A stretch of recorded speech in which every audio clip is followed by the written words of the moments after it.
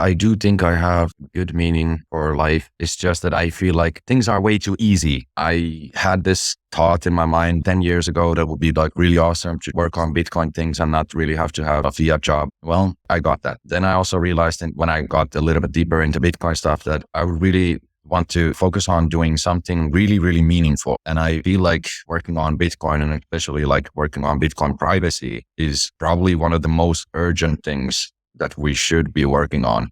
This is the Freedom Footprint Show, a Bitcoin philosophy show with Knut Svanholm and me, Luke DeWolf. And we love to expand our freedom footprint. We hope you do too. The best way to do that is, of course, to emit as much freedom dioxide as possible. The best tool we have for doing that is, of course, Bitcoin. Before we dive into today's show, we'd just like to tell you a little bit about how you can support us. First, to support us directly with Bitcoin, visit our Geyser page at geyser.fund/project/freedom. Or you can send us sats directly to freedom@geyser.fund. You can also support us as you listen by listening to the podcast on Fountain.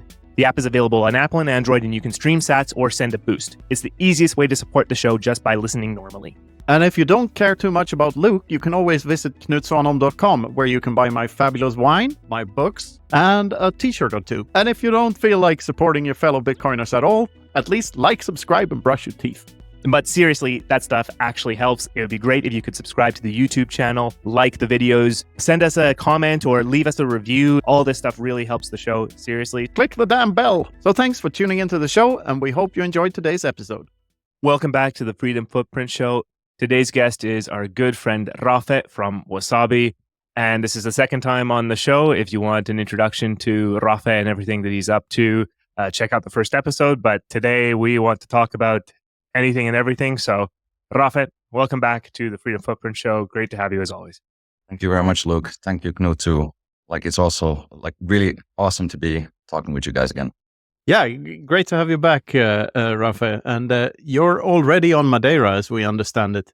Yeah, there's this sovereign engineering cohort that has been going on over here like already for like 6 weeks. I mean, I just came in like 2 weeks ago, but it's really, really awesome. Like there's, like 25 Noster and Bitcoin builders basically in here just creating havoc and, trying to orange build the whole island. And I mean, it's actually going pretty well. Yeah, fantastic. It's Gigi and Pablo's project, right? Yes. They are mainly running it. Yeah, sounds absolutely fantastic. Yeah, I mean, this is a really nice paradise island. So like if you can take a little bit of your time to come over here before the conference or to stay after it, I think it's going to be worth it. Yeah. And you have a bunch of topics that you want to talk to us about today. And I looked through the notes there and it sounds really, really interesting. So I think we can just start getting into stuff here because like these are topics that just excite me by just reading them. So the first point on that list is censorship. And I guess, the first point is it doesn't not matter who I am. All right. I'll take it away, Rafa. I mean, this is the first thing of like, it doesn't matter who I am. It's just the thing that I've always wanted to say. And I always wonder like, how, I mean, it's totally normal that in every podcast you're being asked like, who you are and what do you do. It's an important context for the viewer or the listener. But it's also something that a little bit bothers me that no one is actually saying it out loud, or at least I haven't heard it whenever they are asked that question, that it doesn't matter who I am. Like it. So who are you, Rafa? Well, that's the thing. I'm still kind of figuring it out. But the point is basically that like what I'm saying is the thing that should matter. It's not really about who I am or who is saying it. Like if the things that I'm saying out there, like if they make sense, that's the only thing to care about. Who said it or where or when or something like that. I mean, it might help you to get a little bit more of that similar type of content or something. But in general, people should not be looking into like, some kind of titles or anything like that. Yeah, No. I totally agree. It's an ego dropping thing. And this is one of the most refreshing things about the Bitcoin space and a comparison to the fiat space that I know. Like when I started working in an office and fiat job, like before I had a title or like before I climbed the hierarchy ladders, before I started climbing them, like no one was listening to me. because it's all about like titles and stuff. And I think a lot of institutions are that way too. So like, but Bitcoin it's so refreshing because like everything that matters is ideas and merit, and like it's a true meritocracy in that way. People don't really care about your background as long as you have something clever to say. And like Satoshi is the prime example of that. Like nobody even knows if he has a master's degree or if he's flipping burgers or if he was flipping burgers, and nobody cares because the idea was good enough. Is that what you're thinking of when you say it doesn't matter who I am? Yes, exactly. And it's just like, I'm really glad that Luke, now you basically just gave me exactly like, the good introduction where I don't have to go ahead and try to even explain like, who I am or what I do or anything. Just like in Twitter, I just have in my bio, like I'm just another pleb, like it doesn't really matter. But yeah, this was just like, a small nuance that I wanted to throw out there. Like if, Luke would be asking me to introduce myself. Yeah. There's been back and forth, like people in Bitcoin have different opinions on the role of the ego. So some people want us to drop our egos completely. And there's a very good reason for doing that, because most of the time your ego is what's actually hindering you from getting ahead in life. Like being shy is just as much of an ego thing as being narcissistic in a way.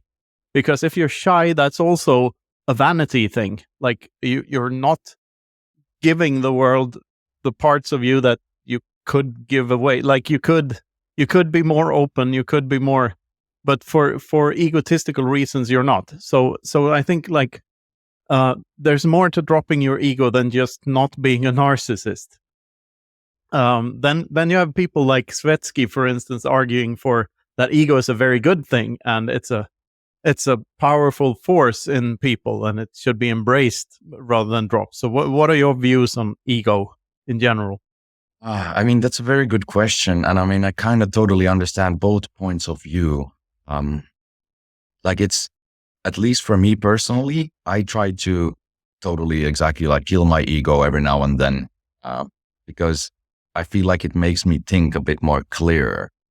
Like, I mean, maybe this is a good segue to kind of like the topic of, human relationships and like, how our brains work.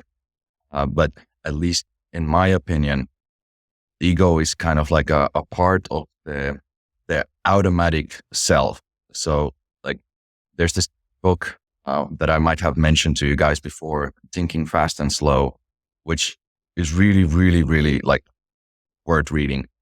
But it basically gives out this like idea, or at least how I took it was that it's not really about like, humans being fully conscious or like 100% all the time there. It's that we have just glimpse of consciousness, and majority of our time, majority of our actions and our day basically goes just like through automation, just through our habits, just like with animals. There's just these, let's say like 5% of the time, get this glimpse of consciousness where we actually think of like, what, like we can think back or like look forward or whatever. I kind of feel like, well, ego is a bit more of those like automation related things. It's kind of, you are building up this like small story of yourself and what you are and what do you do over here. And I mean, you can think of it consciously too, but it's just something that like automation basically like activates the ego and pushes you to move into certain directions or make certain decisions. And I think it is important, but I myself personally, like I would want to focus on just the like cognitive side and actually thinking things through without like, just the personal lens of mine, which of course is important too. But yeah, it's a hard thing to do though, to be as objective as possible. But I guess like, we have minds, all three of us that like doing that. I mean, we wouldn't be into mathematics and praxeology and stuff if we didn't. We probably wouldn't be Bitcoiners. I think that's sort of prerequisite for real Bitcoin curiosity, at least. Yeah, that Daniel Kahneman, was that the guy? Daniel Kahneman, was that the guy who wrote the book, right? I think I read half that book, but it was a long, long time ago. So yeah, I'll have to reread it sometime. Yeah, and it's also kind of like hard to read. Or I mean, I tend to listen to it like in, audiobooks, but that book was something where I actually had to take like a pen and paper and like, write some things and numbers down so I actually understand the examples and, things the book had over there. But it's, to me at least, it's definitely like one of the most powerful books that I've read, like understanding human biases and what we're kind of like, like programmed to do as just another life form. Yeah, can you just give us tell us more about that, like more about what you learned there? So, I mean, the book is about basically, well, at least how I took it. I mean, many people seem to have a little bit different ideas about like what the book is trying to say over there. But at least to me, it's kind of like, acknowledging how there is basically like two selves in our heads. Like there's the automated self, which is basically like, just animal instincts and like emotions and just reactions. And then there is like exactly this like, smaller cognitive side. And it's kind of like the one that can actually think, in the past, and it can look into the future, look into the current like situation and everything. It's the one that kind of like the most people seem to be thinking that that's their own like self. But it's like the book is basically saying that, for a majority of the things that you're doing throughout the day, it's not really that you have cognitively decided to do so. Like, for example, if I smoke a cigarette, majority of the time it's just automated. Like it's something that triggered me, like, to actually do the move of like reaching out to my pocket and grabbing a cigarette or something like that. And I kind of realize it only after I'm halfway through the cigarette, like, why am I smoking this? Like, how did this happen? Like I am, or let's say like, running, like driving in traffic or like, with a car. That's usually something also that first, when it's a new thing to you, you have to activate your cognitive side to actually remember, like, how do you drive a car? Like, especially if it has like, shifts and everything, like that's very cumbersome and like it takes a lot of energy. So we try to save this cognitive side and not use it for the most of the time. Try to always like use it as like, little as possible and then pass the task to the automated side. So for example, with a car, we have probably all been in there, like, seen or felt the situation where you're driving, you go through like some kind of traffic lights or something, you pass them, but you wonder after that, like, was it even green? Like, what was the color of that? Like, it's just your automation basically handled that task and your cognitive side never had to even like wake up. But yeah, it also kind of like talks about how there is a lot of these like biases basically like built into us. Like, of course we have all kind of like confirmation biases. We don't want to, or like it's easier for us to try to look for information that kind of like, confirms our expectations or thoughts or wants than to actually see it like, very realistically, all the actual research and, the things also pointing how we are wrong.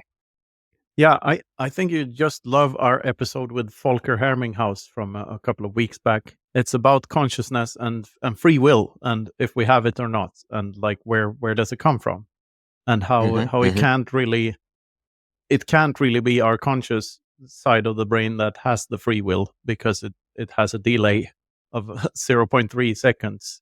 So when you think you're making a decision, the decision has already been made for you by your brain, like before you consciously make the decision. So where is the decision, and how could a decision even be made? Like, wouldn't the synapses have to go back and forth in time in order for there to actually be such a thing as free will? So yeah, very interesting topics indeed. Yeah, and that's the thing. Like the free will part is also something that the book touches a bit. So like it's exactly saying how these two different parts of your brain, it's not exactly like parts, but let's just say like, two different personas in your head or something like that, the automated and the cognitive one. They have totally different opinions about things. Like, I mean, I'm just kind of like putting it out in this way, but like, for example, your cognitive side is probably the one who's actually thinking of like, okay, I should go ahead and start working out and, like I should eat better or whatever. But it's like, that cognitive side is not that strong. It's not that active all the time. And majority of the time you go with the automation, and the automation is lazy. It also just goes, doesn't want to go to a gym and does just want to order some burgers. And it's kind of two totally different personas that are fighting inside your head, like, or like, and wanting totally different things. Yeah, this is so cool that you brought this up, because this is actually a part of a chapter for a new book I'm writing at the time. And the chapter is called Mind Over Matter. And the first thing that comes to mind before diving into that is the impression of a Donald Duck cartoon where there's an angel Donald Duck and a devil Donald Duck above his head, and they're having an argument of what to do. And I guess the angel side is the more thinking side, and the devil side is just the impulse side that wants to have that extra cigarette and not do the push-ups, right? So and I think that's why that works so well, because it's a perfect metaphor. It feels like a dichotomy. It feels like two different sides of yourself, but you're both Dr. Jekyll and Mr. Hyde. You aren't just one aspect of it. Yep. And the thing with there's so much here. We've had some great conversations on the show about how to which extent the mind creates reality and stuff. I don't know if you heard that, but like about whatever you choose to focus on becomes your actual subjective reality. Like the example Jeff Booth gave was, if you're in a crowded room and someone even whispers your name, your attention instantly focuses on that voice that just whispered your name, and all of the other parts of the conversation going on in the party is just white noise, but you hear this one signal perfectly clear because you're focused on it. So focus and attention creates reality to a much larger extent than we expect. And what is objective reality is just where our memes collide and where these consciousnesses crash into one another. And if you take like theory of relativity into that, and time space and time being relative to what speed you have through the universe and stuff, and it's everything being points on a 4D plane, and like, is linear time even a real thing? And then bake in some quantum mechanics, and these particles that have entanglement through space and through time. Could particles, they at least suspect that they're from what I know, that they're entangled through time and not only through space. So could that have something to do with free will, that a thought can actually go back in time? I don't know, but I love the subject. Okay, yeah, I haven't even I should definitely read more about these kind of topics. Yeah. I can recommend a couple of things after the show. The show is sponsored by Amber App, the #1 Bitcoin exchange in the Southern Hemisphere. And the reason we partnered with Amber App is the people that work there, especially Izzy, my favorite hippie. If you haven't seen it already, check out our episode with Izzy. It'll show you exactly why we just had to partner with Amber App. Izzy focuses on the orange glowing light, and so do we. And we think you should too. Amber App will be launching their version 2.0 soon and rolling out globally. They'll be including a non-custodial on-chain wallet, an anonymous Lightning wallet, a fiat wallet, and an exchange all in one. It's going to be a super app. It's like WeChat, but without the CCP. So stay tuned, follow Amber App on X, and check out their website for more information at amber.app. Next up, Wasabi Wallet, the privacy by default, open source, non-custodial Bitcoin wallet with CoinJoin built in. It's the easy-to-use, comprehensive, affordable way to make your coins private. Oh, if you want the privacy for your Bitcoin, don't be an idiot samurai. Use a Wasabi Wallet now. So check out wasabiwallet.io and download Wasabi today. Yeah, I mentioned space-time, and one of the points on your list here is Einstein. So what did you want to talk about Einstein?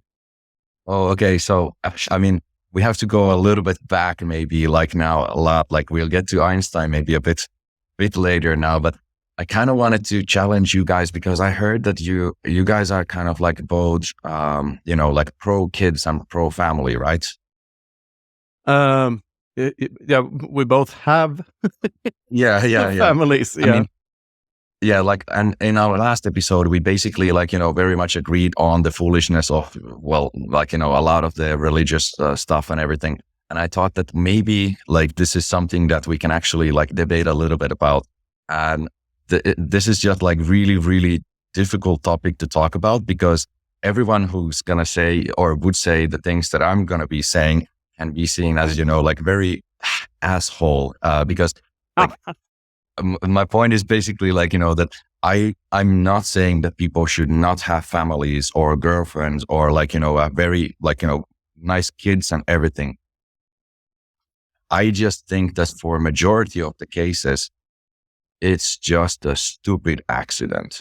And it's just that we have exactly that weird confirmation bias where it's so difficult for us to kind of, like admit when we've done something, let's say, not that smart, and we're kind of stuck with our like, stupid, like maybe automation, like, based decisions. So like, I'm not saying that, all kids that are out there, all families are made by like, like that it's a result of foolishness. No, I'm just saying that just like, for example, for beavers, it's like a hard-coded thing for them to go ahead and build dams, for example. It's not something that their mom teaches them or something like that. No, you can take a baby beaver out of the, like the mom beaver right away when it gets born, Out put to it the into mom like a beaver. house. Out to the mom beaver's beaver, you mean?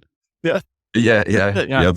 But like, the beaver will start actually like, gathering up some like toys, like kid toys, and starting to put them in the hallways. And even the beaver itself seems to be confused of like, why the fuck am I doing this?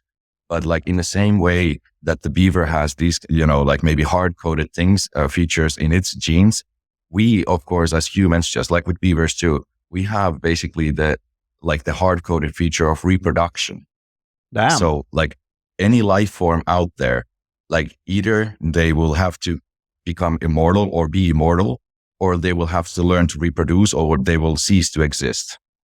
So, like for us, for example, wanting to have a family or wanting to have kids, it's not really a cognitively rational decision for most of the cases. It's just like automation. And at least from my experience, going with your automation and your emotions into these kind of like big decisions, like for example, like, forming a relationship or having kids, that has probably caused like more problems than actual benefits. So what I'm trying to say here is that people should kind of be aware of these hard-coded, like, features, in our genes, basically, to try to reproduce, but how it's just another emotion out there. Well, yeah, maybe I'll start with that one. We'll get into like probably like deeper parts of this. I think there's a word for that, but for the morality of not having kids. Like there's a philosophical, ethical case for not reproducing, and it's from this really kind of dark and depressing school of thought where you admit to yourself and everyone else that life is more suffering than it is happiness, basically, and that everyone's final days will probably suck more than it'll probably not be worth it. That's the as far as I understand it, this is the premise of that worldview, that the pain of death is definitely not worth it. Especially not if you take this relativistic time into the equation and everything exists everywhere at once and stuff. So yeah, then again, free will and stuff, and we can't stop it because it was an instinct, and we're stuck with it. So we better do the best we can with it. I don't know. I mean, I think these things are worth thinking about, definitely. And I think there's certainly, I think every parent thinks that there's a certain aspect of kids being just a sexual hangover. And maybe like when you get the first kid, you very quickly realize that, holy shit, I've made a move that I can't take back. I've done something that is very, very much more irreversible than any other decision I made in my life. Like everything else, you can just apologize for and try to forget about. Like, but this one is hard to reverse. But that's also the beauty of it, because like it to me it makes it doesn't make life more meaningful. That's bullshit. But it does it does give it does give you a person to give the existential baton to, so that you don't have to worry about it anymore, if you know what I mean. Exactly. And that feels good. Like, okay, yeah, I haven't figured it out yet. You do it. Good luck. Bye. That's sort of, and I think that's if people were more honest, they would admit that it's a lot about giving the existential baton to the next generation. That's very well said. And just to also clarify, like, I don't have, like this very, like what you mentioned, the very grim view of world that you should not create kids because the life is more of suffering. I mean, that part I agree. Life is probably like, in some way, like the more you're cognitively awake, the more you probably will be suffering, in the world. But I don't think, like, even for myself, like currently, like I am single and I don't have kids, but I have nothing against it. And I actually still am like, hopeful, romantic, and that I hope that I actually can find someone like, a good girl that I can, like be with and maybe even have kids and actually be happy and all of that. But the likelihood of it is relatively, let's say, like pretty low. Like just being a Bitcoiner itself kind of like, let's say, like makes the amount of possible girls who can actually like, accept you as you are, like it makes it like smaller, plus all the other stuff, of course. But like in general, also like exactly, what you said about like passing the baton to the next person. That's the thing why I'm kind of a little bit disappointed whenever I see, people saying that the main point of life is to have kids. I mean, could be, but then we get into the questions of like, okay, how many, why? And, like there's a lot of things that usually are not really explainable properly. But like, especially for Bitcoiners and for like, if we want to be really like fully responsible of our own lives, like creating kids just because you're kind of like hoping that maybe he will figure something out and do something great is just very like weirdly kind of like trying to pass the responsibility to others.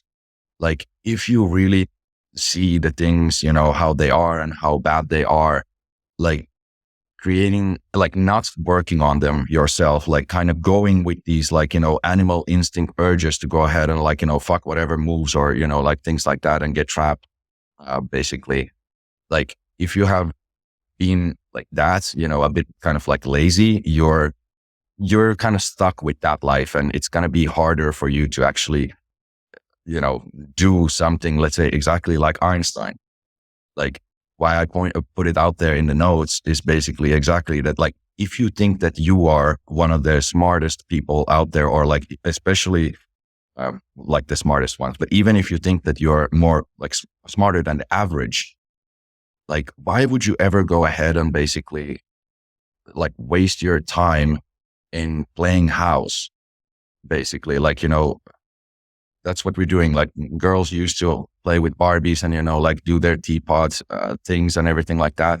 The guys used to actually, play with like action figures and try to do something heroic, like, go into a war or whatever. Like now, whenever we grow up, even men, like, kind of tends to go ahead and either explain to themselves or just, they prefer to just, play house, be nicely chilling in the sofa and watching Netflix instead of doing something really difficult, something crazy hard, just like Einstein or like Nikola Tesla or whatever. Like they went and kind of resisted the urge to just go ahead and be stuck with a girl, to be able to actually, produce something really meaningful to their life. Because everything that you do is just a trade-off with your time. Like all the relationships is just a time sink. And if you do choose or end up by accident into these time sinks, you will never be able to like, really control your time and put out as much effort as maybe would have been possible if you would not take in these automated actions. Yep. So, since we're already on this, what's it called? This is a somewhat controversial topic, but let's go even more controversial then, because I think that what you're describing now is a byproduct that is very seldom talked about because it's such a taboo topic. but a byproduct of women getting into the workforce. Because what we really did when letting women into the workforce and letting them have voting rights and whatever, is that we switched out the alleged patriarch, the family father, or the alleged patriarch is not the right word because that has kind of a positive connotation in my ears, but like the alleged oppressor, the patriarch dad, with the real oppressor, the patriarch state, which is oppressing everyone by stealing their stuff and making them stuck in these hamster's wheels and having to do their chores over and over again. And everyone becomes, as you say, they're too tired to do anything after a workday. They just sit on the sofa and watch Netflix and have no ambition with their lives. And so I think it's somewhat connected to just fiat in general, that we're not incentivized to pursue higher goals. And the more socialistic our societies become, and the more you get punished for being bold, you get what you pay for. If you pay if you have a big social security network, you're paying people to sit in the sofa and watch Netflix. So I think there's a lot to that we're incentivizing people to not be ambitious, to not be brave, and to not be heroic. We're incentivizing people to sit home and watch Netflix, as you say, and eat cheese doodles. Yep. I think the thing is exactly like, it's understandable why people went into a lot of these different relationships, especially like back, some years ago when we didn't have all of these weird services that government nowadays provides and everything.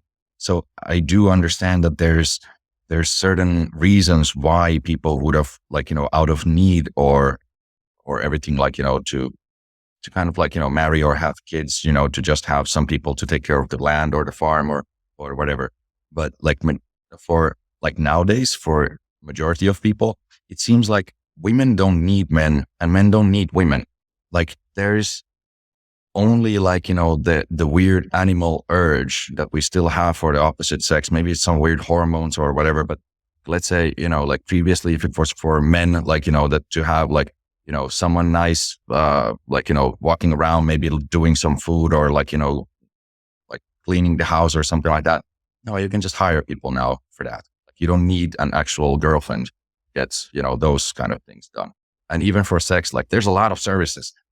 You don't need girl for the sex part too. It's now just about this story that we have been told to, that we should be in a relationship and there is, some perfect girl out there or a guy or whatever. I just feel it's more understandable nowadays if people don't go into relationships because there's no need for it anymore. Or other than the reproduction part. But I have a slightly different viewpoint here, and that is that we're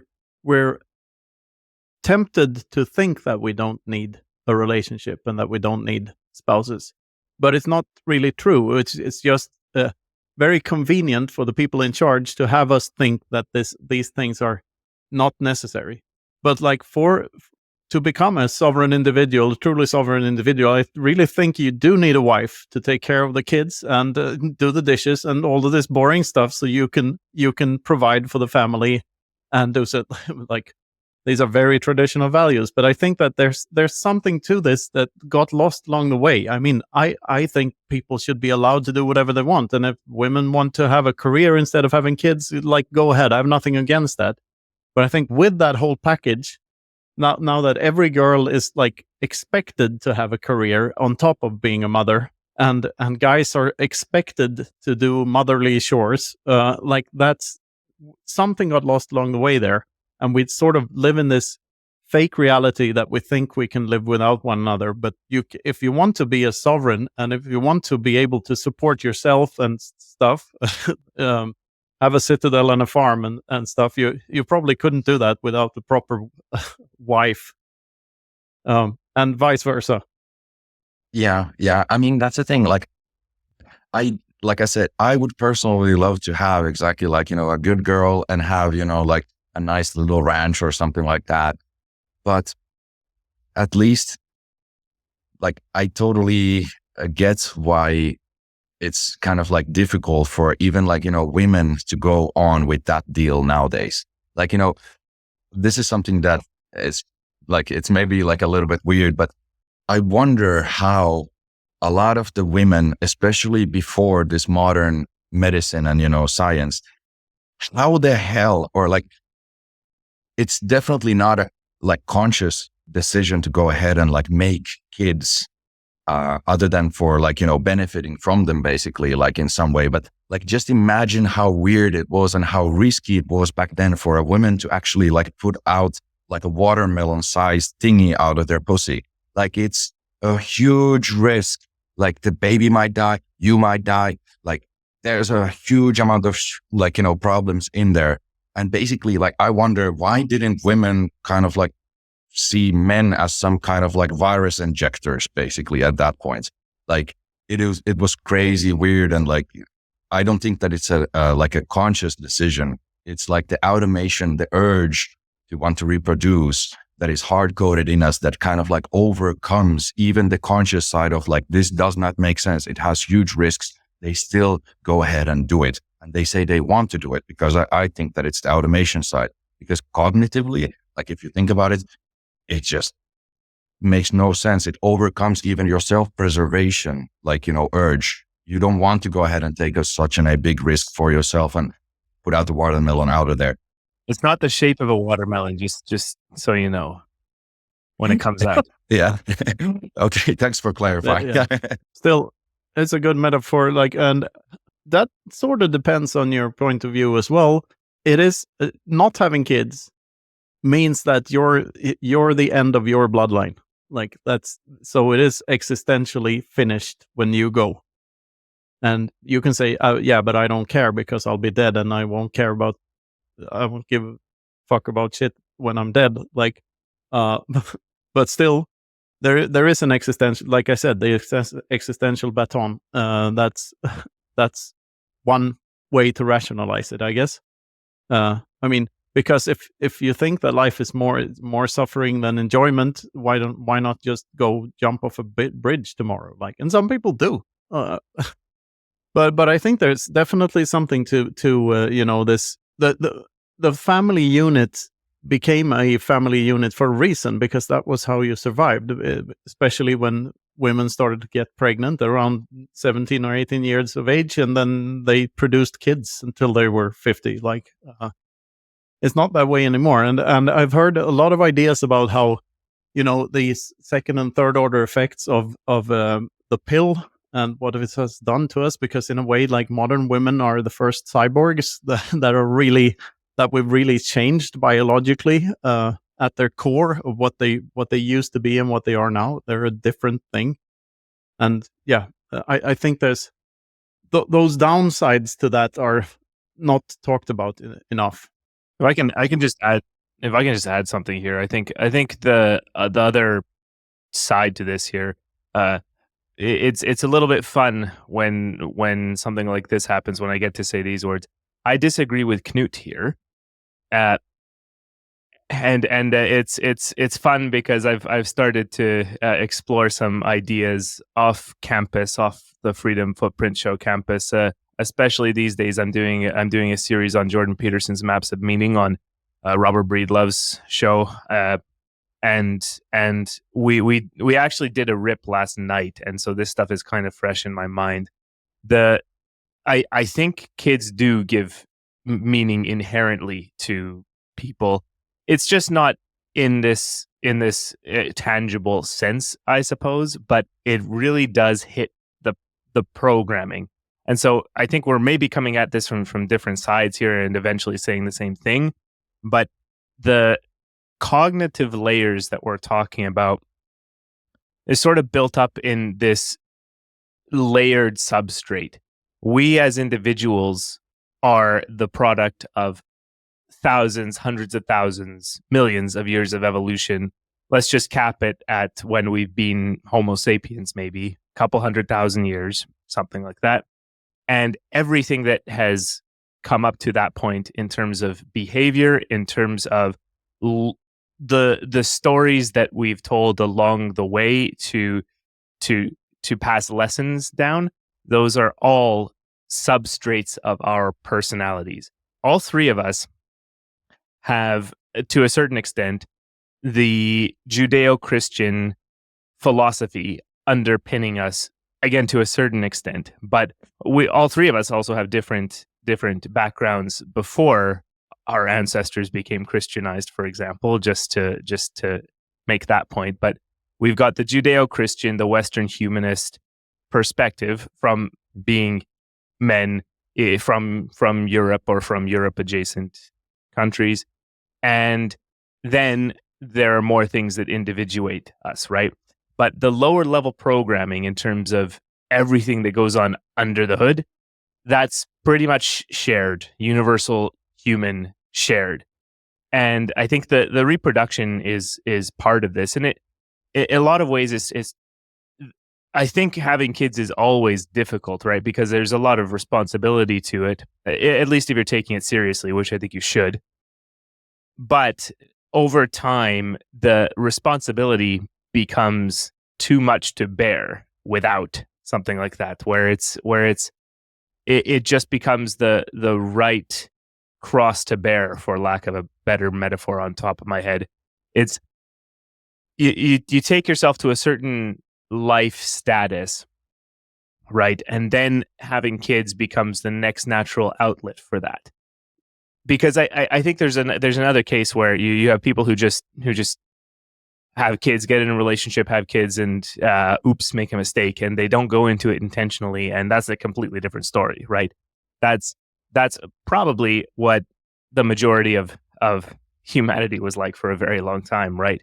But intentionally going into it with the idea of having kids and going on to the next generation, I think that is absolutely meaningful in and of itself, in the sense of that you are going to channel your energy directly into a new person, and maybe there's an aspect of trying to reduce some past mistakes, trying to help them have a better life than you had, a better start of it, and then we get into that there are these psychological fallacies of the great men create good times, which creates bad men, which creates bad times, kind of thing. The generational cycle, where if you get too good of a start in life, maybe you're not going to necessarily achieve much of anything, which is sort of difficult to grapple with as a new parent. But not like I'm giving my kid the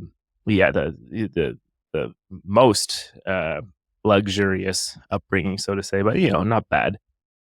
This is rambling a little bit, but I think the point is that we've got this deep programming and this deep cultural substrate that is there. It's just not something that is scientifically extractable exactly. This isn't something empirical. It's just a substrate of things that have built upon us as humans. And I think having kids and going along with that, we've been telling stories about the importance of having kids and moving on into the next generation for probably as long as humans have existed. And that's built in, and we are programmed to get meaning from that. So I think this is sort of saying the same thing a little bit from a different perspective, but I think we get meaning from it because it's been with us for so long.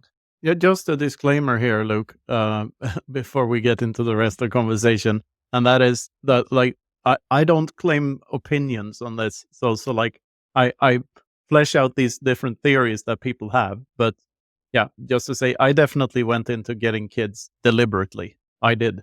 I don't think it was as deliberate on my wife's part. I think it was more of an oops moment for her. Definitely more oopsie than it was for me, because for me it was planned. So that's the thing, guys. So like, I really appreciate, like, people being able to tell honestly about, or like talk honestly about these things, because I do also understand, the biases that we have to kind of like, defend the actions that we have made. And well, okay, this might sound a bit harsh and like, this might be offensive for some people, but like, I'm not comparing dogs and kids, but I'm just saying that like I had a dog for like 10 years. And I mean, it came true because like with the girlfriend that I had back then, she wanted to have a dog.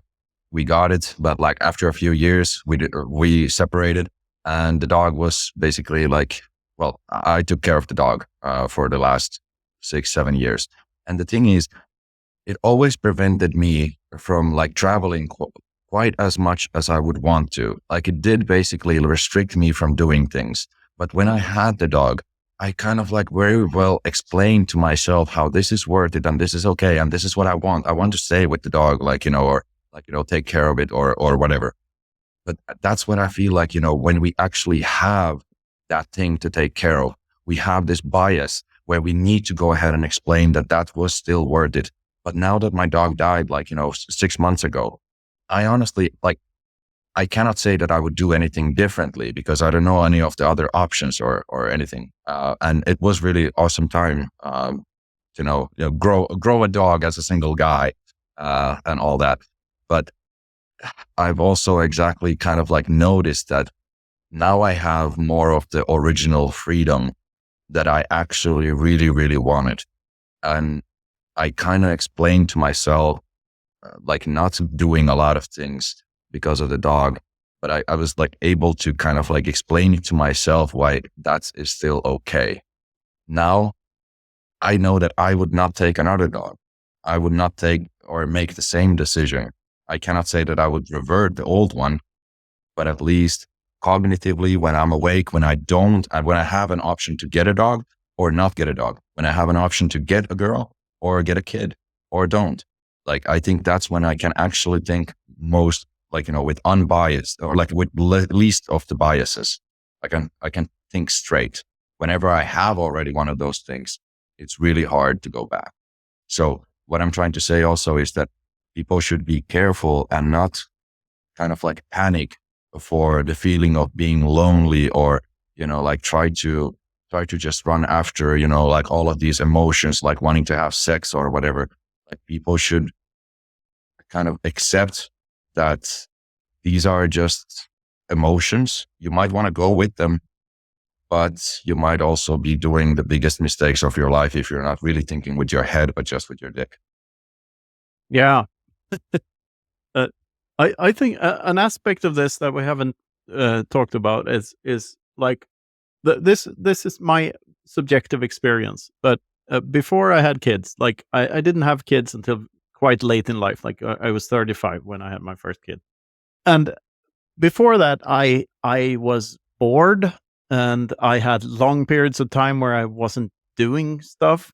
That never happens anymore. So like, even though I have less time on my hands, I literally have way fewer hours per day that I decide whatever I want to do and then do that like in uninterrupted. Like those moments are much more precious to me now, so I value them more, and therefore I get more shit done. Even though I have less time to do shit, because I think there's a thing there, because like having a kid and being in that situation, like the dog is, you are comparing a dog to a kid. You understand that, right? But like it's not the same thing, but it's alludes to what a life with a kid is. Like you have to take care of the kid a lot more than you have to take care of the dog. Just a heads up. Well, yeah, maybe it's hard to realize how scarce a human time is and how short a human lifetime is before you have a kid. Like it's a real reminder that life is not a rehearsal. Go, like you have one shot at this. Mm-hmm. And I also like, whatever makes people happy, I think that's okay. But I also feel like there's a great, or like at least to me, how I see exactly like Einstein and Tesla or people like that.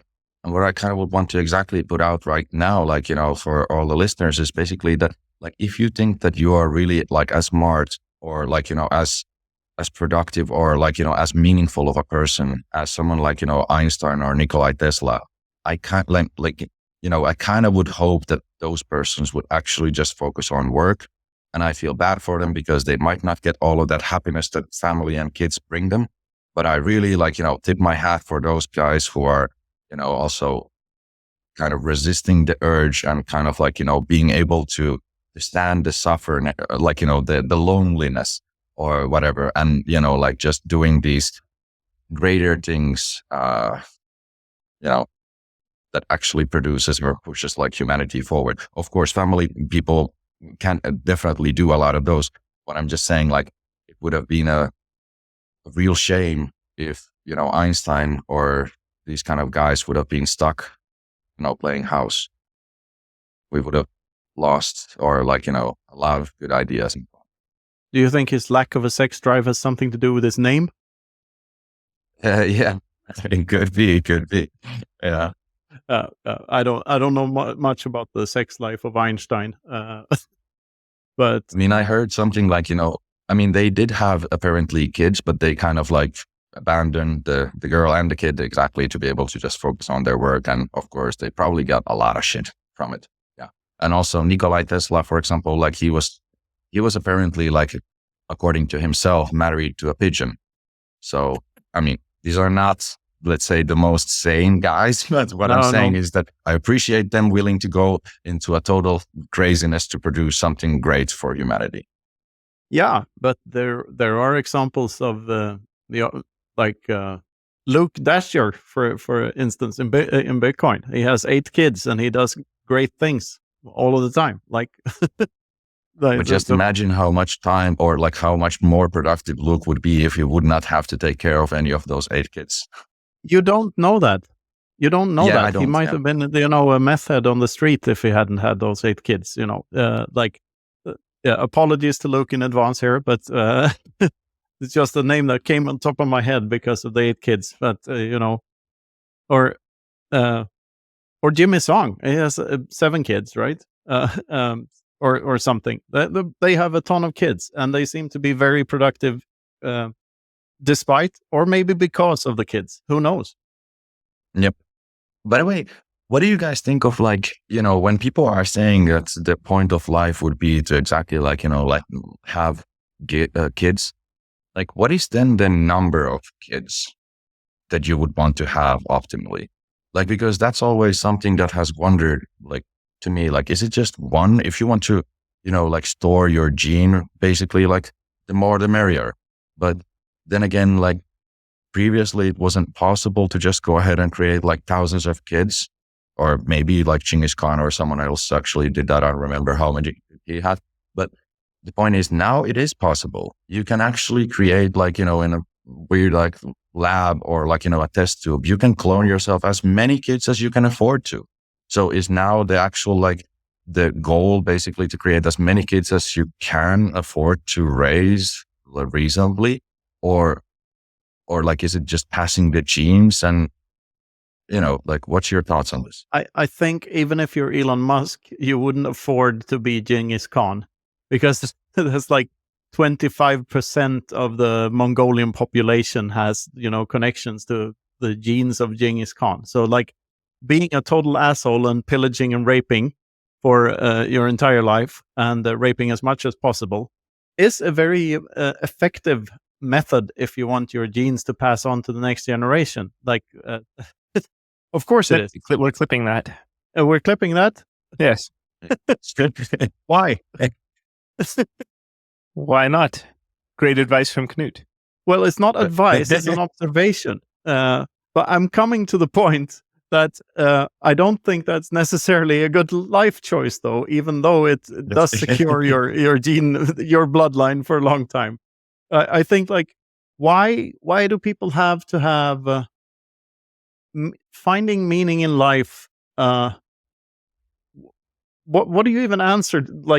Is there a meaning? Is there not a meaning? Well, sometimes it feels like there's meaning. That some things feel meaningful and others less so. But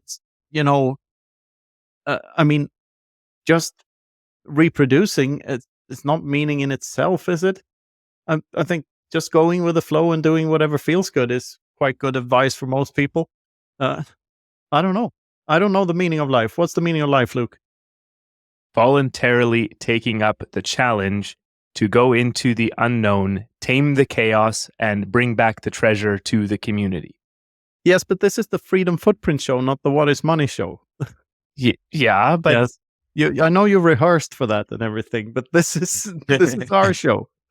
I know this is our that show, with Rob, but I mean, there's a reason I've talked about that book now for like 8 hours or something with Rob, and but do you buy that? Do you buy that? That's absolutely. the meaning of your life or Absolutely. everyone's life? Well, okay. So the thing about that book, the thing about Maps of Meaning that really dug into this for me was that it explained how we think, because the thing about it is the book is dense and ridiculously meandering, repetitive, but it builds upon point and he shows his work. That's really the key here. So what happens is that the book builds up from, here are the building blocks of how people think. There's an aspect of neurological psychology. There's an aspect of how this stuff works in day to day. And then the bulk of the book is explanation through stories. And the thesis of the book is basically that we transmit through stories, through mythology basically just being stories that are so deep in our history that we've lost where they actually came from. But through these stories, we tell lessons that match what our psychology and physiology mean. If you want a fun, we talk for a good 20-30 minutes in one episode about the meaning of the word meaning, and it's a real circle jerk, and it's lots of fun. But yeah, but the point is that psychologically we are conditioned to want to minimize the chaos of the world around us and put the world into order in the most simple terms. And so in men, humanity, but it's there's biological differences, of course. Men do end up being sort of the default in these stories. Sorry, ladies. There are different stories tailored specifically for women, at least in terms of the thing to do to, for her to get her own form of meaning. The Beauty of the Beast story is the archetypal story for women, at least according to Jordan Peterson. But yes, we as in men, we as in humans, something like that. The bravest thing is to be able to go out into the unknown and bring something back. That's what millennia of stories are telling us. And then there are layers to it, because it's not a simple. There's a simple hero story: go kill the dragon, rescue the virgin in the castle, bring her back, and then suddenly everything is good in the kingdom again because you killed the dragon, something like that. Very simple, straightforward. But that's not how it maps to reality. And so there are other stories, other forms of looking at this stuff. And the thesis is to just take up the challenge. And that's meaning to me, is to find the challenge to take up and go at it wholeheartedly, and go at it with some humility, that the wisdom of generations before me might have figured some things out. But ultimately, there comes the point where you, as the individual, I'll emphasize that, has to do something novel and innovative in that moment, as big or as small as that might be. And that's the impact. That's the meaning. And then bring that back, and you can make a good life. Life is less psychologically difficult, putting life into more order, something like that. And the coolest part about it is the thing you should put at the top of the hierarchy. The thing that you should put at the top of the hierarchy is the hero that pays attention.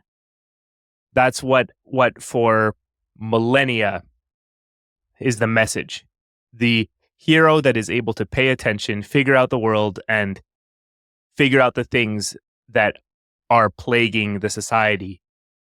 That's the person that should be put at the top of the hierarchy because they know what they're doing. They're the most competent. Competence. The book maps on perfectly with praxeology, with everything that's going on in the Bitcoin community. I love it, and it's why it's the most influential book for me, and why I am talking about it with Rob. Why I'd encourage people to watch Jordan Peterson's lectures on the topic if reading the book in its whole 500-page density isn't the most enjoyable thing, but I got something out of it, and that's the meaning I got out of it, was to take up the challenge. And I went from a nihilistic early 20-something that had no idea what to do with myself to, now I've got purpose, and I'm well on my way to fulfilling the story of my life. Got a kid. It's pretty cool. I don't think any of that would have happened if I hadn't found this book and figured out how to do something with myself without finding religion, by the way. So that's also cool. That's a beautiful rant, Luke. You put a tear to my eye. And the story is very similar to mine. It's just that I've never, never is a strong word.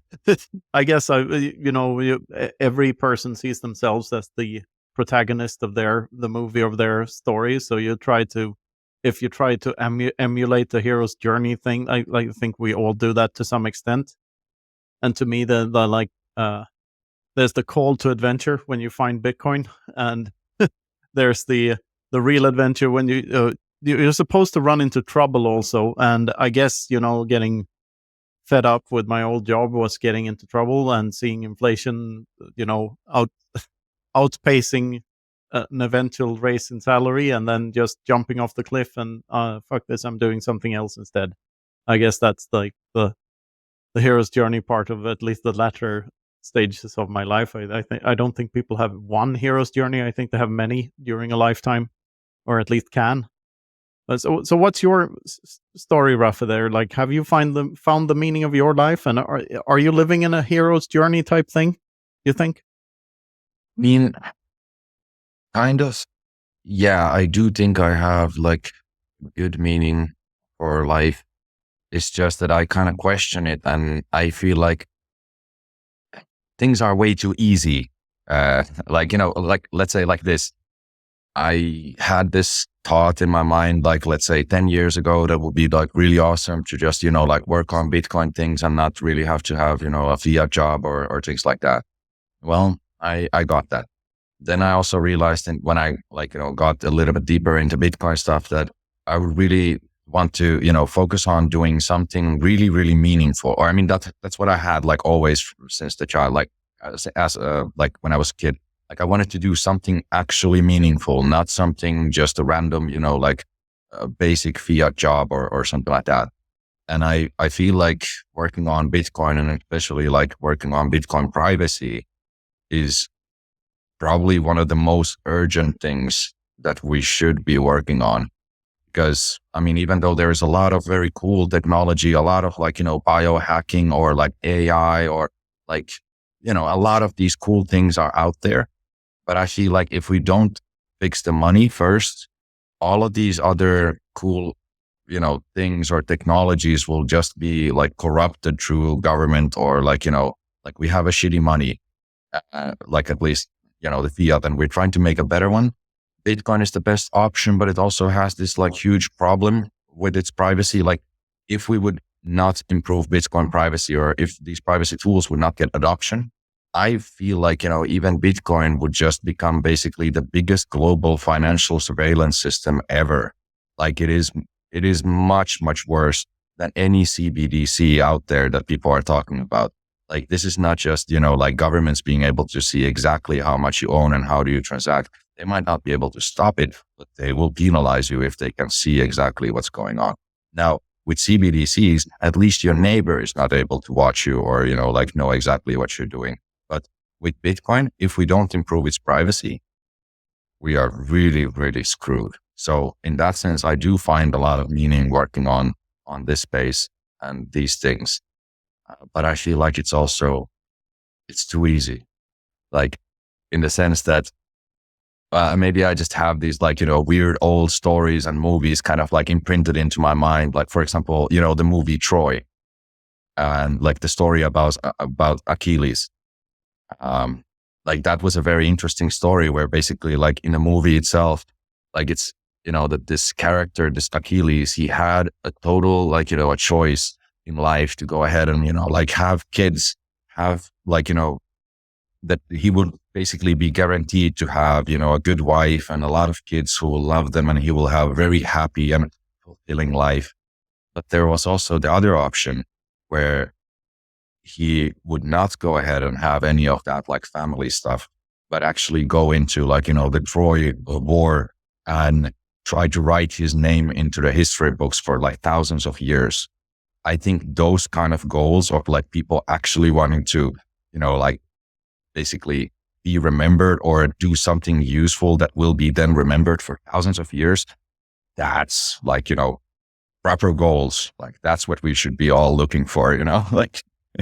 Yeah, but if it's too easy and you're already accomplished, like building better Bitcoin privacy tools, like there's nothing stopping you from getting the family after you're done with all the heroic stuff, right? Yeah, sure. And I mean, I'm not saying that like fixing Bitcoin privacy is too easy, but it's kind of like it was too easy to find a very meaningful thing to do. And now I'm kind of like in a search of like even bigger meaning, something more.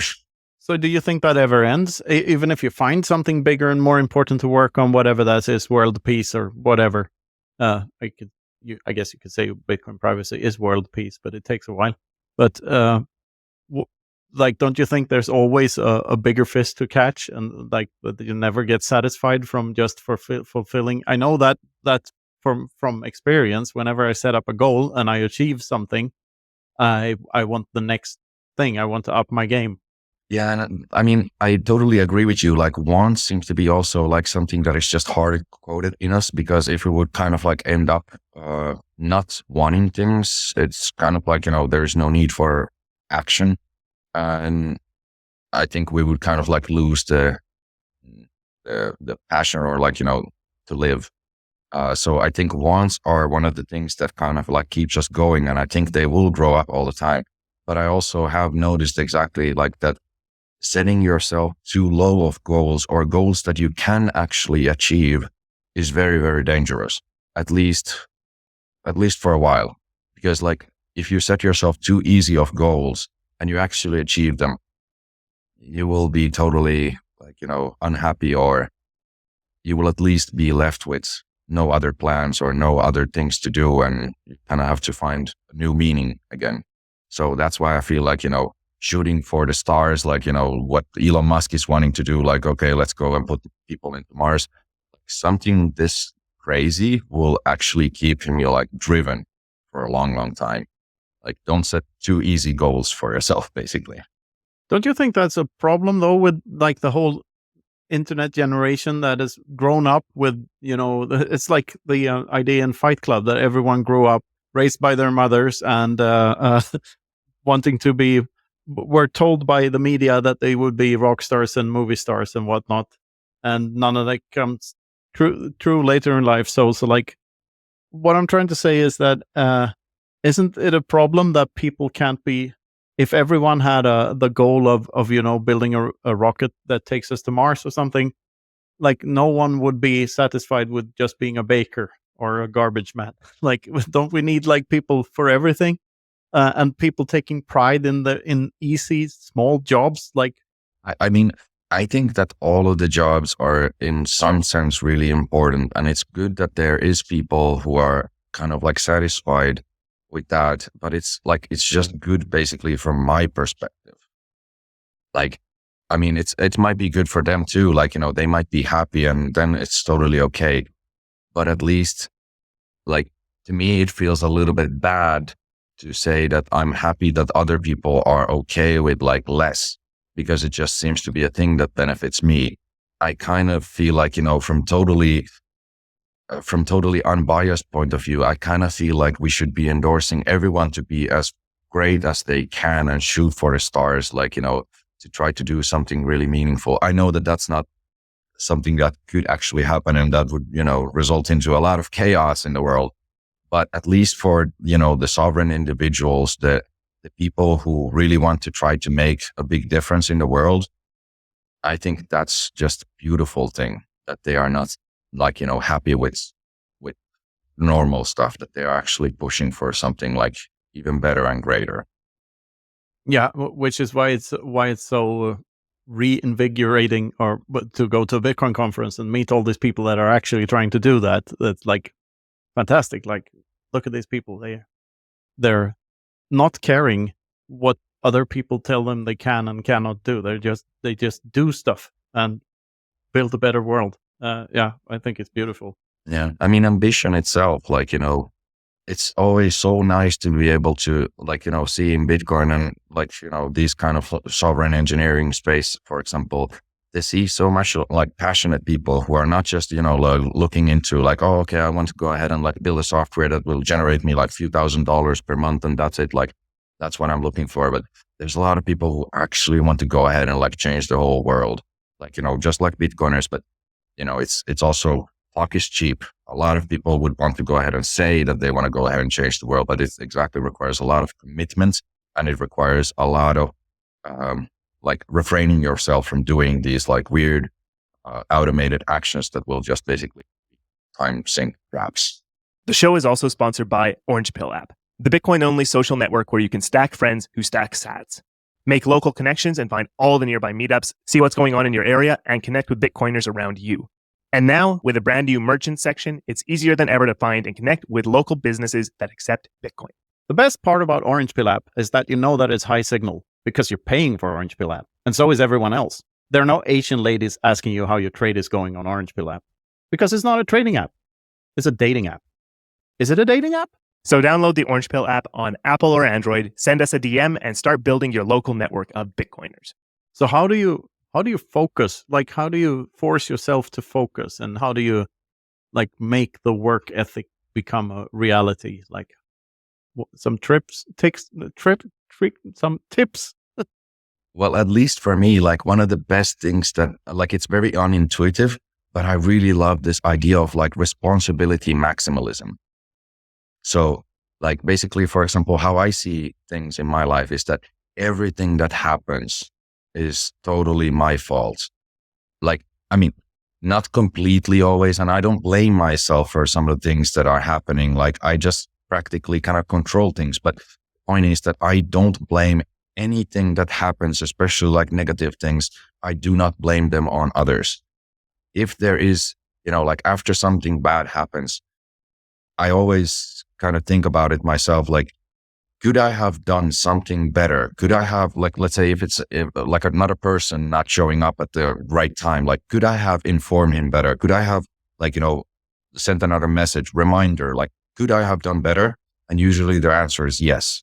So blaming the other person is kind of just a way to push the responsibility out of yourself. And that's kind of like, if you start blaming other things or like other people, or, for all of the negative things that happen in your life, you will never really want to go ahead and like think about how to fix them, how to improve yourself. So taking full responsibility of all of your actions, I feel like that's one of the most important things that at least I have learned. And like that has made me to really carefully consider, in what kind of a game do I want to put myself into?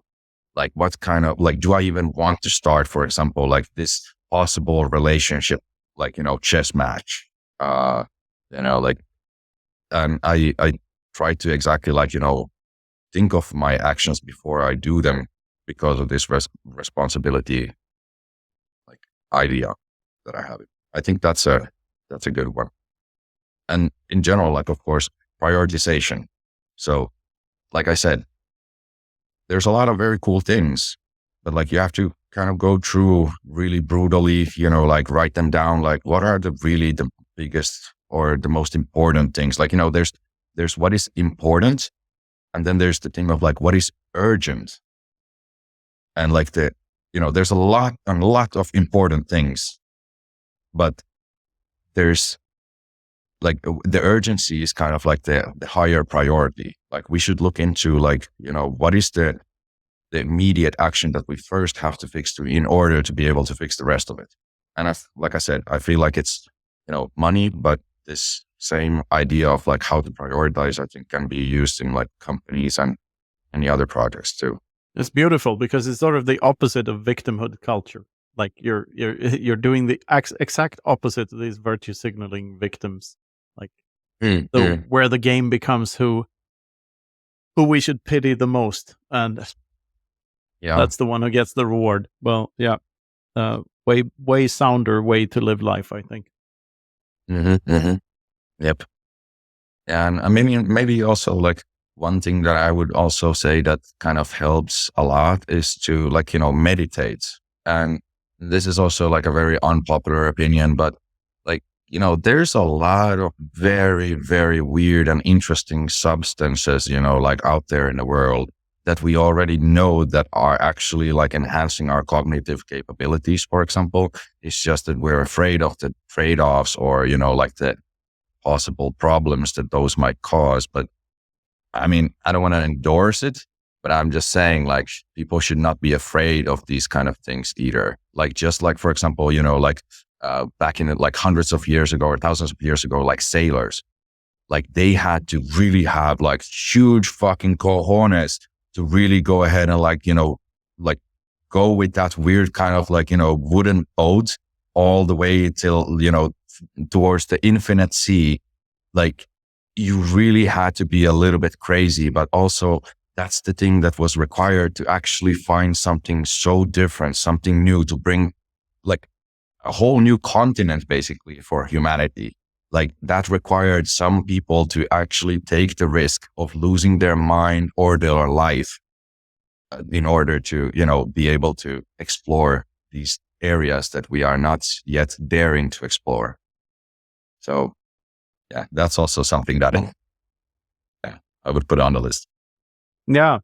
Speaking of the list, I saw the last point there is human rights are a joke, which is, I'd like to pick your brain on that because I have some ideas myself. Yeah. I mean, in my opinion, like we already live in an anarchy. It's just that most of people are really, really bad at defending themselves. There is no human rights, like whatever there is, like a lot of people saying every now and then, like, oh, right to privacy or whatever. Like that's a very fiat concept to do or to even say. There is no right for basically anything. It's just, especially like right for privacy, for example, like to me, these are just like weird concepts that are kind of like, relying on some authority actually enforcing these, but it's kind of like impossible if you don't really like, steal the money out of a lot of people to be able to fund that kind of a conglomerate. So to me, human rights is just something that at least Bitcoiners should not be, kind of appealing to in arguments. Well, this is a great topic because like you can differentiate between positive rights and negative rights. And positive rights are the ones that, free housing, free food, whatever, healthcare. All of them require a violation of some other person's negative right, which is basically the only thing you could argue for being a universal human right that is true for all people at all times is the right to be left alone. Like basically the non-aggression principle, because it's the only one that can be true for all people at all times. And also arguing against it is arguing against the very act of argumentation. Because if I argue against you owning your own body and by extension your stuff, if you try to refute that argument, you have to use your body to do that. So you show, but with your action of arguing, you show me that you accept that I own my body too, and that through argumentation, we can't really argue with one another without accepting the non-aggression principle to be the cornerstone of everything, because it's implicit in the very act of arguing. And therefore, we can sort of deduct that the only right that can actually be a universal right is the right to be left alone. Yeah, I kind of understand that, but I also I wonder exactly to what extent are we considering now left alone? Like what you said, for physical space.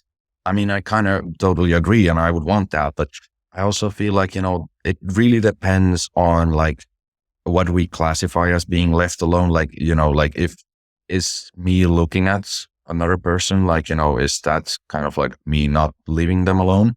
And then it all if it is, I cannot really watch them or look at them, or that they would have the right to build some kind of a wall around themselves.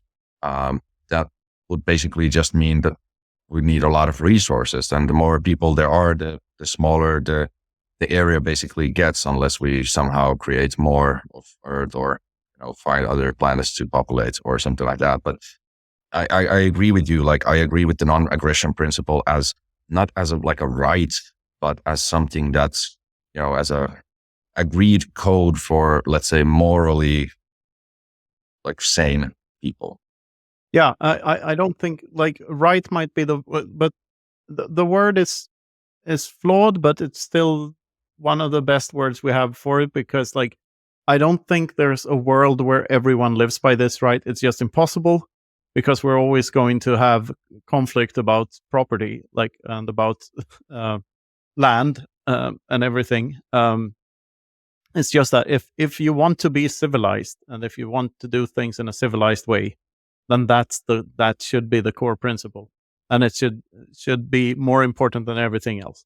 Free speech, for instance, and freedom of expression, and the things you said to privacy, they're all downstream to property rights. Because if there's no such thing as a public space, then whoever owns the property gets to set the rules. If I own Riverside or X or Twitter, I set the rules of who gets to say what on that platform, because it's my platform. So so therefore, freedom of speech laws are they're a mirage. They're redundant, because in order for there to have to be free speech laws, that implies that there is public space, or something public is publicly owned, which has to be preceded by a violation of the right to be left alone. You have to take stuff from others in order to build a public space. I think that's true for the privacy thing too. There's a great book about this that Max recommended to me, The Ethics of Liberty by Murray Rothbard. Highly recommended. Yeah, he lays it out very well where to draw the lines. Yeah, and also there's I don't know if you guys have heard about the book Defending the Undefendable by Walter Block. Oh yeah, that's on my reading list. I haven't read it yet, but yep, I need to read that. There's 2 versions of it, and you can also listen to it as an audiobook in YouTube. There's all the chapters in there, but they also have a very, very good arguments over there. It's basically Austrian economics based book. It's just basically looking into a lot of these people or groups of people, or let's say jobs of some people that are generally considered either by the government or by generally people as a negative or a bad thing. And one of the things is over there is about the peeping Tom. So a guy who kind of pokes his head around, just lurking and, trying to look for secrets or whatever. There's a very good defense speech how the peeping Tom is not really doing anything wrong. People have no right to privacy. If you have your own private property, yeah, do ahead, whatever you want, but there's no right to privacy. You just have to make sure that you are not heard. Really want privacy. It's all up to you. Full responsibility. No blaming others. But yeah, there's a lot of very interesting chapters in there. So definitely that one is also very recommended. What is it Milei says? Viva libertad, carajo. Exactly. By the way, one more thing that I kind of wanted to mention maybe over here, the censorship topic. And it kind of related to exactly these rights that people consider that they have or don't have. So what was really interesting to see now, already now a few months ago, was, the ocean mining and its so-called, censorship or, whatever inscriptions or even Samurai Whirlpool transactions. That was also pretty hilarious. But, what I'm really disappointed is exactly like people not using the word censorship in any coherent way, or at least according to my knowledge. So, like to me, like at least according to Austrian economics, like you can do with your property whatever you want. And if you don't want to go ahead and like, for example, let everyone use your server to communicate, or you don't want, to include all of the weird shitcoin stuff into your own nodes, like, SSD, you don't need to. It's your private property. And calling that censorship is just immensely like weird to me, or like very Vulgar. naive. It's vulgar. Yeah, like, I mean, if there is these, like rights, the right for you to choose who do you do business with, or whose data are you storing, or like who do you want to even communicate with, it is much, much higher than some weird like social, virtue signaling of like, oh, we have to accept everyone, and like all data is like equal. Like bullshit. This is so stupid and like naive from Bitcoiners to even say that. Like, at least in my understanding, only like governments can censor things. Like only governments have basically promised like other people some services, and they have taken the money and kind of like said that, okay, these will be available for you. But then the government might go ahead and, like start restricting things. That's what I call like censorship. Everything else is just private individuals choosing who they do business with. I wouldn't say only governments. I would say all criminals, and not only governments, but every criminal institution can censor, like, because it requires force. That's key. Well, but I think like, for example, like Twitter, like it's a private company. And for example, if they want to go ahead and kick someone out of their platform, even though I might not like it, I think the right of them to be able to choose who they serve or who they do business with, whose data are they storing, I think it's even higher than kind of like, just my opinion for the specific person. Like I cannot explain it to myself. Like, why would, let's say, Twitter have to go ahead and like serve people who they don't want to? So my point was basically just that, that ocean mining, in my opinion, is not really like censoring anything. Of course, Absolutely like, the not. government, yeah, like they are like, we can call it, let's say, filtering or whatever. And that's totally okay. They are not forced by the government to do it. So I would not call it censorship. The tricky thing though with Twitter, for instance, is when whatever decisions the government makes about Twitter, like how much taxes Elon needs to pay or something, and then by proxy force him to throw someone off of Twitter, then it is censorship. Like, because Yes. these things do get captivated by government institutions very often, and especially if they get too big. So so that's the thing. I think that's the core of the problem, that there will always be criminals who will use force to force people to do stuff. And that's why we have the problems. Yep. Yeah, and that's the thing. I also would like to kind of, like be careful of like with the exact wording of like, let's say that if the government is pressuring Twitter to kick someone out, I think the government is censoring. Twitter has basically the option of like, just shutting their whole business down because they don't want to kick one guy out of it, or, like they don't want to obey the government or something like that. But it's totally understandable that they probably will just go ahead and then kick out this one guy because they are pressured to do so. But I think it would still, I would call it that it's Twitter's personal decision to do so, but they are heavily like pressured to censor, but they are not censoring. They are just choosing who they serve or what they do. It's the government that censors. And this is so bad because everything is intertwined with government action. Like every person's every decision is colored by the fact that we have governments meddling with people's lives. All right. So yeah, I had a random thought this morning about this. Is God the ultimate central planner and interventionist? I think that's a good question for you. I mean, I think it just depends on like, what do we think as God? Because like to me, the idea of like having one creator is just something that doesn't compute in my head, because like even like, especially all Bitcoiners, like we have heard of the concept of division of labor and the whole idea that, it's just one thing or one creature that has created everything instead of like, a group or, multiple of gods or whatever we want to call them. I think, the having multiple things involved in the whole creation is more likely, but like, is it like centrally planned? Yeah. I mean, that's a very good question. I just like that, and there's as far as I understand, there are two religious camps when it comes to creators, and there's one that says that God just did stuff before the Big Bang and set all the parameters, and then there's the other group that thinks that they can pray and stuff, and God can intervene. So either he's a great central planner or an interventionist. And why any of those two would be a good thing, I have a hard time understanding. Mhm. Yep.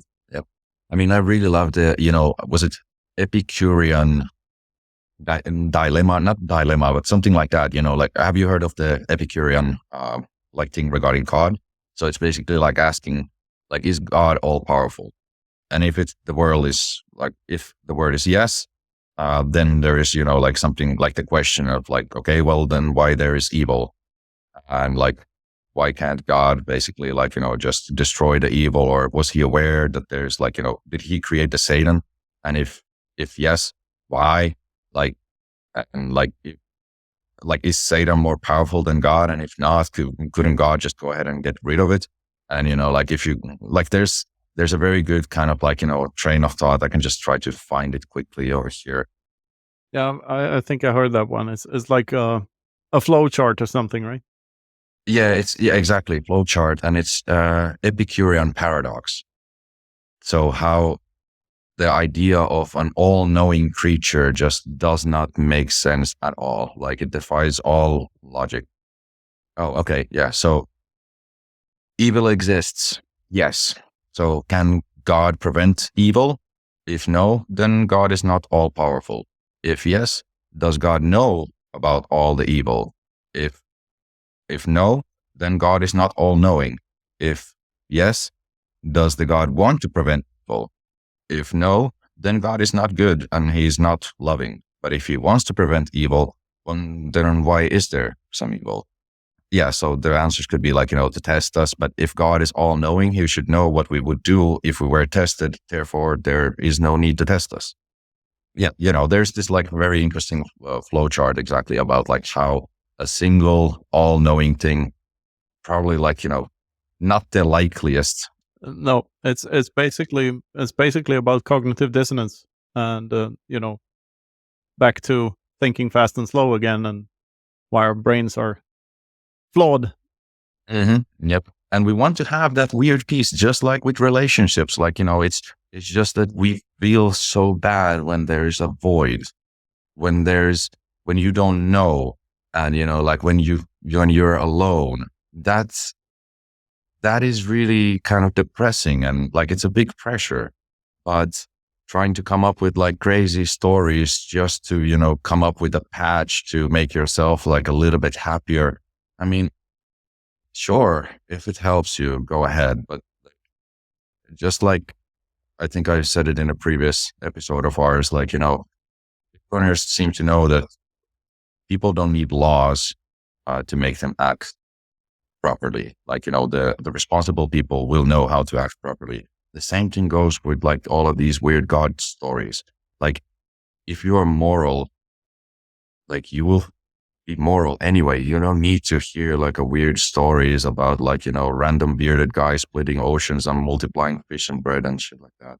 There's a great Kurzgesagt video called Optimistic Nihilism about this, that there is like they're making a case for a worldview which accepts that, in 4 billion years, the sun will eat us all and we're probably never getting out of here and that everything is pointless, but that might not necessarily be a bad thing. In fact, it might be what gives a lifetime its value, that there is no meaning. You can make it yourself, and you can, since it's scarce, you have a finite amount of time, That's what makes it valuable. And I like that. Hey, yeah, we've dug into a whole bunch of topics. I think I could either just toss it back to you. Any last thoughts, or maybe just to get in a little bit of practical conversation. What's going on at Wasabi zkSnacks these days? Okay, so there's a lot of things going on. So you guys might probably heard already that were like two of our original founders, so Noporo and Balind. They both now left the project to work on other things. Well, they're also getting, like increase in the family size and, things like that. So they're taking their time off. And well, basically now the project seems to be moving into a bit of different directions. So instead of just trying to make a very newbie friendly wallet that is very easy by default, like now we're kind of like moving into more of this, like let's have an easy default, but we also have to have the optional insight and the control options for the users.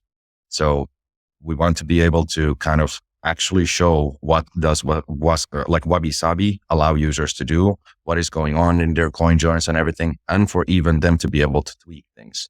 This is of course there's a risk to it. So one of the biggest feedbacks that we got with 1.0 was exactly that even though we warned people for not doing the bad actions or stupid actions, they did them anyway. And people then blamed Wasabi for, not restricting the users from not doing, stupid things.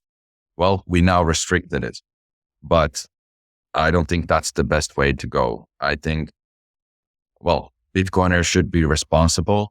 They should, and they should know how things are working more or less. They should do their research. They should be able to learn how UTXO model works and how do you actually get some privacy in main chain. It should not be just like a black box and you just trust it. So yeah, we're taking that risk again, and I'm kind of pretty happy with the direction. So there's going to be, we're going to be working on making payments in CoinJoin now in the probably near future. So it's not really like a big privacy improvement, but it's definitely like an efficiency improvement.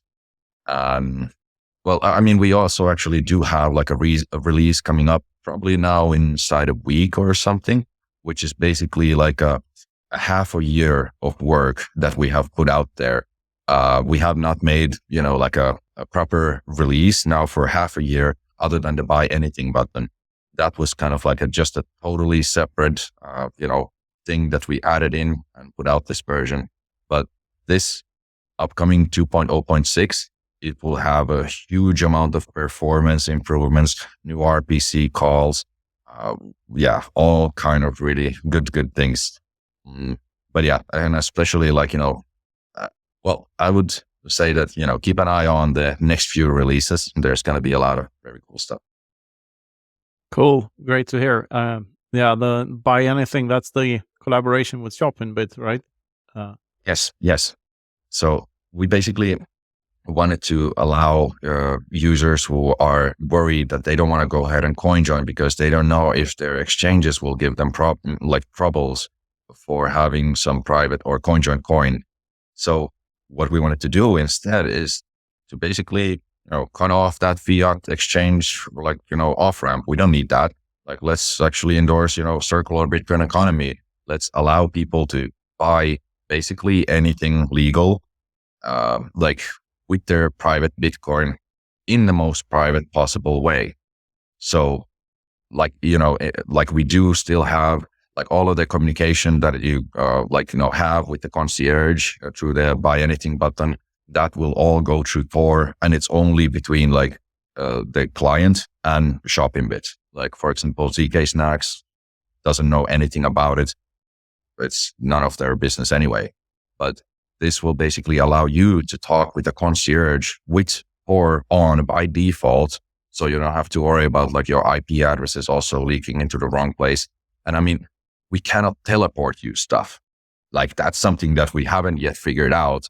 So we of course the concierge service will need some kind of an address where to send and ship the stuff. But the good parts of it is also that let's say you have, 10 different items all over the world from different countries, different vendors that you are interested in buying. instead of you having to go ahead and like actually negotiate them with them yourself to be able to buy in Bitcoin, and then you have to send all of the 10 different people all of your like, mailing information. Now you can just go ahead and basically send it to through this concierge service or in Wasabi, and you send it to one person who will then go ahead and order everything you need from all of these different places all over the world. And they will not use your shipping address. They will ShoppingBit will be basically ordering all of the stuff that you want to their warehouse, where they can also go ahead and repackage it to make sure that packages are actually private. And then they will only ship it to you. So there is no need to share your address or, any of that stuff with a lot of different merchants. So it's a very cool kind of a virtual assistant that can get you a lot of stuff. Of course, there's a huge demand for it. So now it's restricted that I think the order should be in total above $1,000 or something like that. But there seems to be definitely a lot of demand for these kind of Bitcoin services. Cool. So yeah, we'll keep an eye out for the updates for sure, and you'll have to DM me whenever you figure out teleportation and how to do that. Yeah, Will do. 2 weeks. All right. Hey, Rafe, this has been fantastic. Always great to have you on. And now I think we're wrapping up. So can you just tell our listeners where they can find you and Wasabi and anything else you'd like to mention here at the end? Mm-hmm.